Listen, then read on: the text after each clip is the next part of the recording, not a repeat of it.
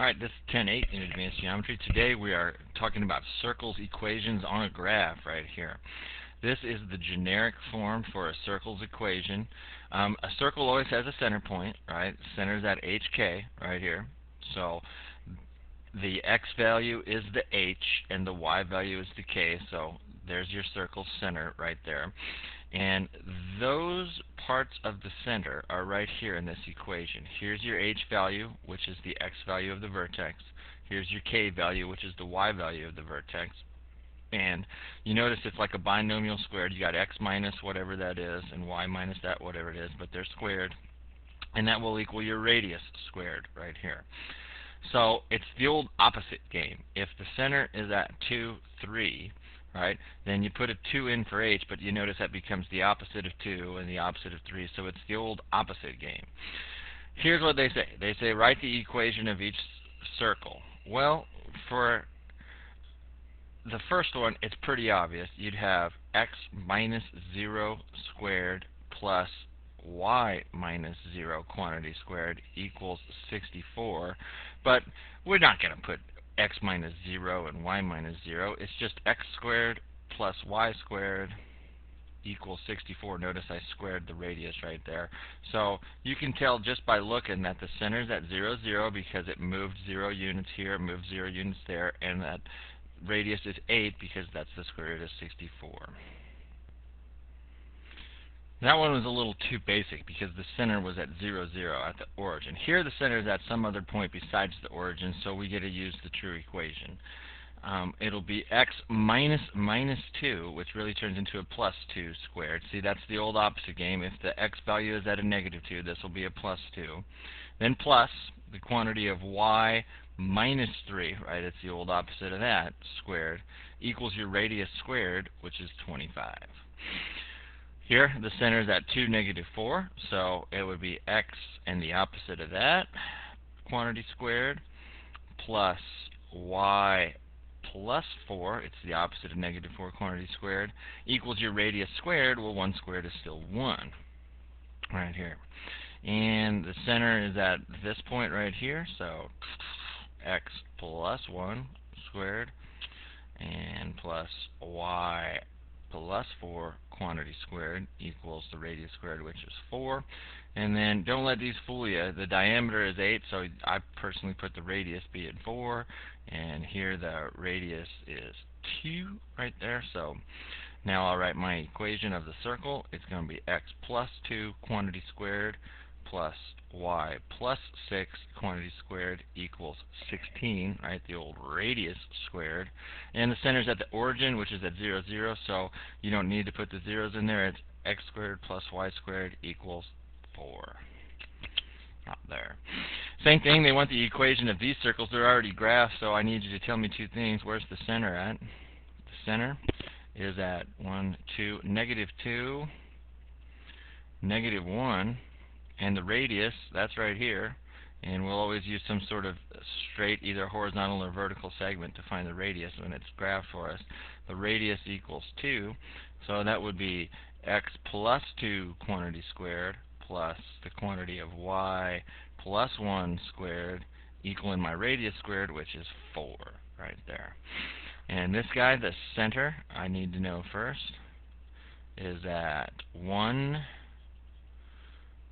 2, 3, and the radius is 3. So my equation would be the old opposite game here, and that would be Y minus 3 quantity squared equals 9. And notice that there's binomial squares here. That's going to help us on the back side. When you write the equation of a circle, you want a binomial squared with X involved plus a binomial squared equaling some Y's involved equals your radius squared. Here they say still write the equation of the circle. They tell you the center, right? So that's good. All we need to know is the radius. You need two ingredients to write the equation of the circle. You need to know the center, you need to know the radius. Well, if the center's at 3, negative 4, but see, this is just a point on the circle. Notice I have a graph here. I just want to kind of show you what's going on here. If the center's at 3, negative 4, so here you go. Here's the center of our circle, and it goes through the point negative 1, 4. which is right there. Well, this is the radius of our circle right here. This is the radius. And with the graph, it's pretty easy to tell how long that is, but you're not going to have a graph, and sometimes the radius isn't a nice horizontal or vertical segment where you can actually count. It's 1, 2, 3, 4 units long right there. So what do? You need the distance between these 2 points, right? If you have the center of the circle and you have a point on the circle, well, the distance between those 2 points is your radius, so we will do the radius equals the old distance formula, the square root of, take the difference of your x's, so you'll have 3 minus 1 squared, and then add to that the difference of your y's, negative 4 minus a minus 4, which is plus 4 squared, and that will equal, we'll do some of this in our head, 3 plus 1 is 4, and we square it and get a 16, plus, this is 0, and 0 squared is 0, so you really got 16 plus 0. So the radius is the square root of 16, the radius is 4. And yes, you could see that just by counting that out right there. So the radius is 4, so now I have both ingredients. I got the radius in the center, so I'll write those, the equation. It'll be x minus 3 quantity squared plus y plus 4 quantity squared equals 16 right there. So let's do that again. They give me the center. All I need is the radius, so the radius is the distance between these 2 points. You got 0 minus 2, which is a negative 2 that needs to get squared, plus 3 minus 0, which is 3 that needs to get squared. So the radius equals the square root of, that would be 4 plus 9. The radius equals the square root of 13.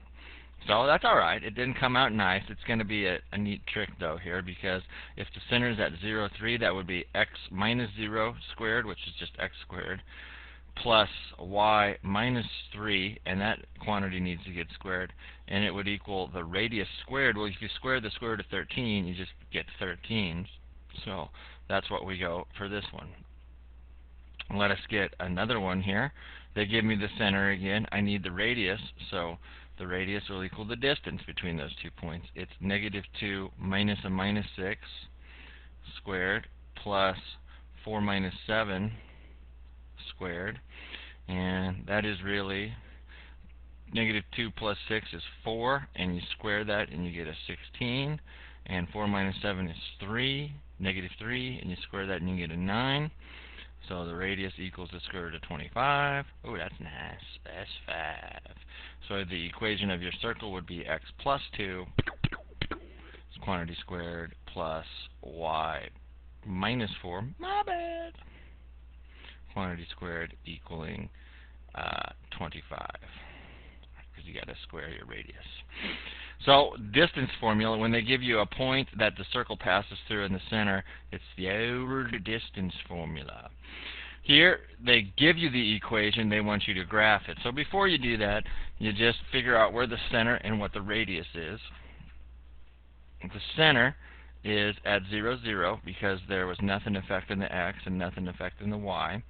And then the radius, remember this is the radius squared, so you got to square root this and get 4. So if we go to 0, 0, here's our center. And I need to go 4 units away. To graph the circle, we're just going to do in 4 directions. 1, 2, 3, 4. We'll go to the right horizontally from the center. We'll go 4 units to the left, 4 units above, 1, 2, 3, 4, and 4 units below, 1, 2, 3, 1, 2, 3, 4. And then do your best freehand to just kind of roughly put those together. Boy, that's harder than you think on this inner right board. And that's pretty ugly, you know, but just give it a freehand for your circle. If I wanted to be pretty, I'd get my shape tool out. So I'll do that. Here, I'll make it pretty. There you go. There's a pretty circle right there. But you don't have a cool shape tool like that, so just do your best freehand. Here, center, opposite game. 2, 1, and the radius is the square root of this guy. The radius is 3. So we'll go to 2, 1, and there's our center. We need to go 3 units in 4 different directions. 1, 3, and 1, 2, 3. 1, 2, 3. And then give it a nice freehand. That ain't too bad right there. And then again here, the center is at negative 2, 0, and the radius is 4. So center at negative 2, 0. 1, 2, 3, 4 units away. 1, 2, 3, 4 units away. 1, 2, 3. Oh no, off the grid. Just go a little bit over there. And realize that the world isn't perfect. There we go. So that's the front side. That's pretty simple. The back side gets a little more complicated. We need to learn something about what's called a perfect square trinomial. Like if a trinomial is in the form of ax squared plus bx equals c, it'll be a perfect square when these three things happen. First thing is the a value is a perfect square, right? This guy right here, the number in front of x squared, which is a 1, and 1's a perfect square, so check. So far so good. C is a perfect square. This is the C value. 9's a perfect square. That's good. And so that's a check. And if the B value, this dude right here, is equal to twice the square root of A times the square root of C. Well, the square root of A is 1. The square root of C is 3. And if you multiply those together, 3 times 1 is 3. Is that 2 times it? Yes. Basically, we're trying to factor this, right? And can you find two numbers that multiply together to be 9 and add together to be 6? You bet. That's 3 and 3. Doesn't this factor in x plus 3 times x plus 3? Well, that's really a binomial squared. That's really x plus 3 times itself. So we took the square root of this, basically, or I shouldn't say that. This can be factored into a perfect square as a binomial squared. You'll see that this is a perfect square, 1. This is a perfect square, 25, and isn't it 5 times 1, which is really 5 when you square root both of those guys, and don't you take that times 2 and get 10. So this factors into the square root of this guy, x, plus the square root of that guy, squared right there. And if you FOILed that out, you'd get x squared plus 10x plus 25. Same thing here. This is a perfect square, and this is a perfect square, but if you took the square root of each dude, this is a 2, and this is a 6, the square root of each dude, you multiply them together and get 12, and take it times 2, you'd get 2x squared, right, because you got a square root, 2x, my bad, 2x plus 6 quantity squared. So these are perfect square trinomials, and that's what we're trying to figure out here when we want to do a little thing called complete the square. To write the equation of a circle, when it's all goofified like this, we have to do a little completing the square. So here's what we need to do first in this. Before we complete the square, we need to get all these terms in the right order. We want it to be an x squared first. So there's our x squared term. Anything with x's in it to the first power second, so I'm just going to move this over, minus 8x. And I didn't change it from one side of the equal sign. I'm just switching the order of these things around, the old commutative property. So there's all my x stuff. Now here's my y stuff. It's a positive y squared and a plus 2y. Those are my y things. And then I don't want any constants on the left side of the equal sign when I want to do this. I want to make it equal to all the constants on the other side, right? So all the constants go to the other side. So far, so good. Okay, so first get it in the right order. Second, we got to do these 3 steps to each little set of variables here. We've got some x variables and we've got some y variables. So here's what we got. If you've got a quadratic in the form of x squared plus bx, notice there's no c value, right? Here's what we need to do. Take 1/2 of the b value, which is the number in front of x right here. We need half of the b value. Well, that would be -4. Right, so we have a -4, and we need to square that, and we get a positive 16. So what we're going to have is this. We're going to have x squared minus 8x, and then we're going to have plus blank, and then we're going to do the same idea with the y's, plus blank equals -8. And then we'll have to add 2 blanks over here to keep things balanced. I know this is weird at first, but hang in to me. So we're trying to turn this green thing into a perfect square trinomial, and we're going to try to turn this red thing into a perfect square trinomial. And it's actually pretty easy once we do a bunch of them when the number in front of x squared is a 1, which it is right here. So again, let me go through that process. What do I need to add to this green guy to make it into a perfect square trinomial? Well, I need to take half of this, which was -4, and square it and get a positive 16. So I need to add 16 to that guy right there. This turns this green thing into a perfect square trinomial. It would actually factor into x minus 4 quantity squared, right? Find two numbers that multiply together to be positive 16 and add together to be negative 8. Whatever that sign is right there, that's the sign that's got to be right here, and this number will be the square root of that guy right there.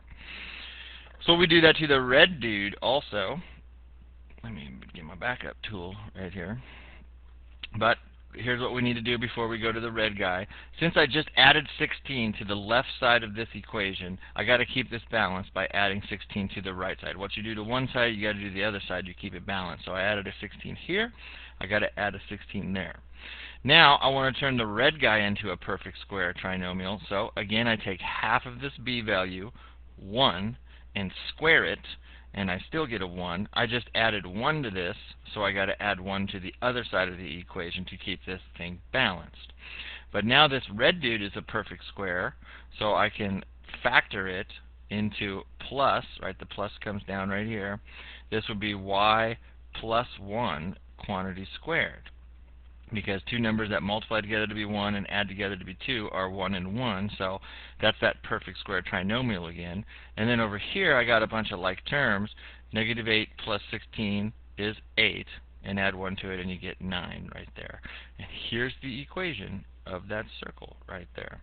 We completed the square by doing a little math trick by adding some stuff to this left side to make these dudes turn into perfect square trinomials where they can be factored. This guy over here we just had to keep balanced by adding the 16 and adding the 1.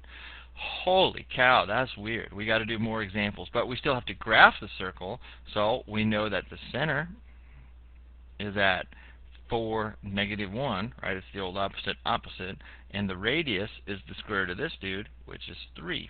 So we can graph this circle. Center is at 4, negative 1.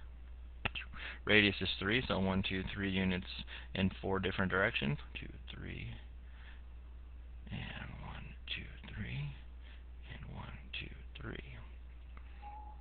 And there's our circle. So holy macaroni, I know that was a mess.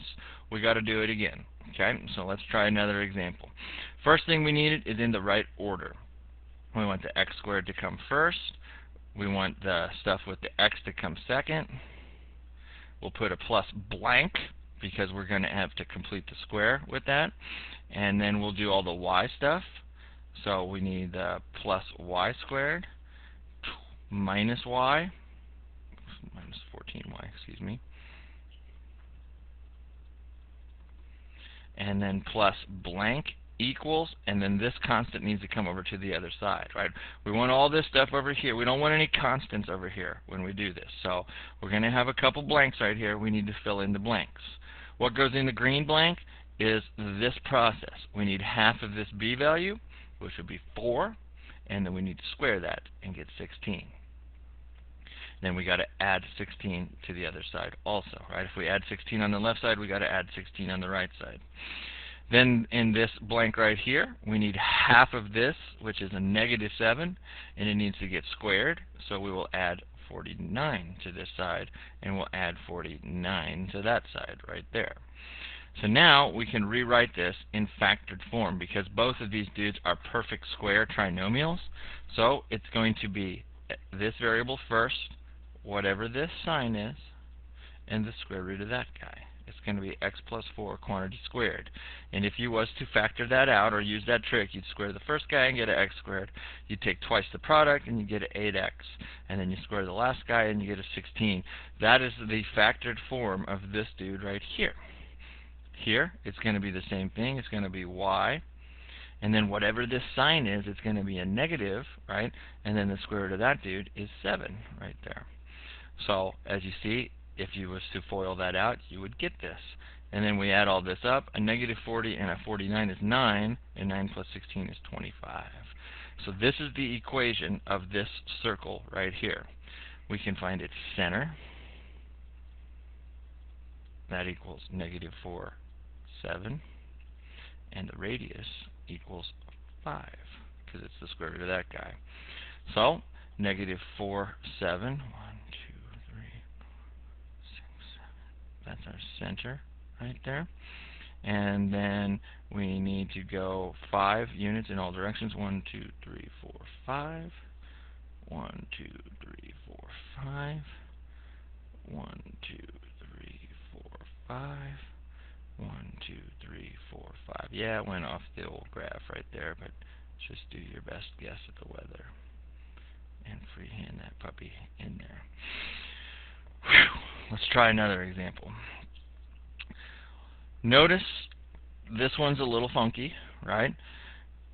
There's no x's to the first power at all, and there's no y's to the first power, so that's going to be real easy.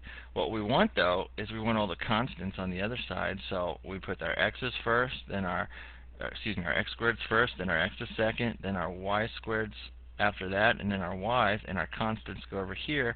Boom! That's done. That equation is so easy that it's hard right there, because the center is at 0, 0. Because there were no x values and there were no y values to the first power, that means that this was already done for us. The center is at 0, 0, and the radius is 2 right there.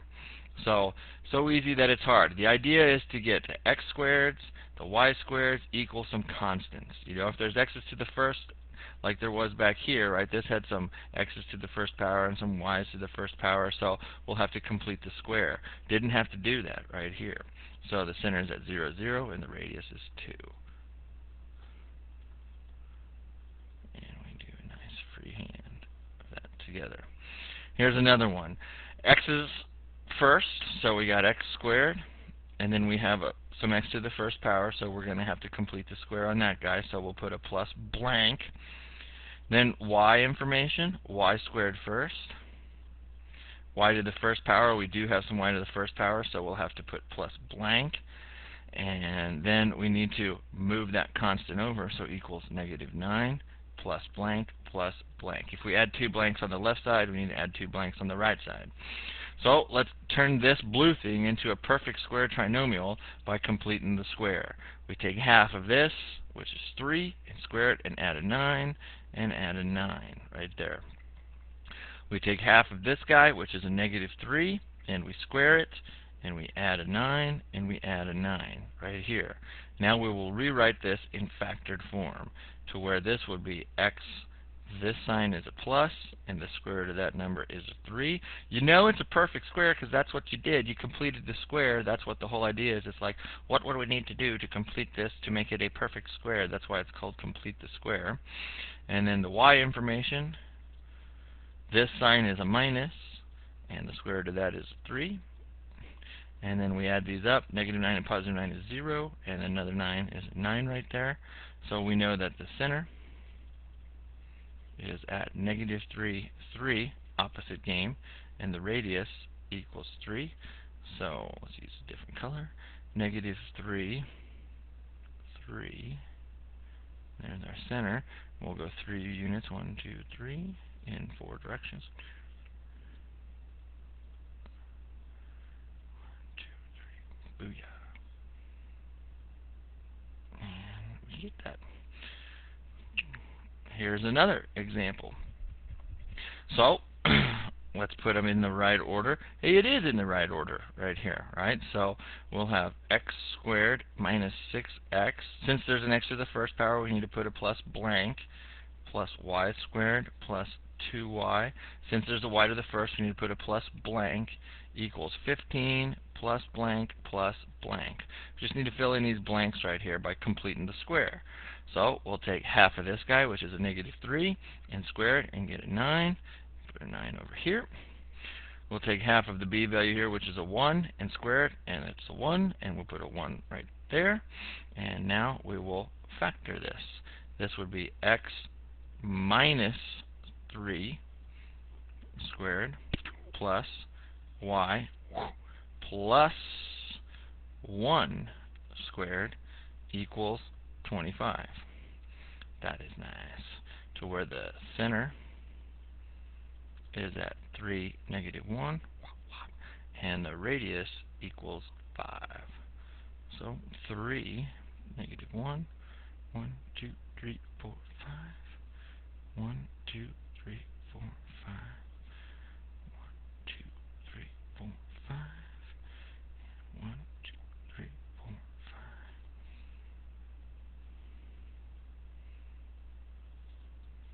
swing and a miss. And here's our last one, I believe. Right? So order x squared. If there's some x's, they come next, and if there are, you need to put a plus blank because that means we need to complete the square with that bad boy. Y information. There is some y to the first power, so we need to put a plus blank, and that will equal negative 25 plus blank plus blank. 2 blanks right there. To complete the square, we take half of this, which is a negative 5, and square it and get 25. So 25 goes in both blanks. And then to complete this square, we take half of negative 4, which is negative 2, and square it and get a positive 4. And then we add that to both sides. And this would become x sine is a minus 5. And this would become a y sine is a minus 2. And that would equal go away, 4. So the center is at 5, 2, and the radius is a 2. 5, 2, and 2 units in all directions.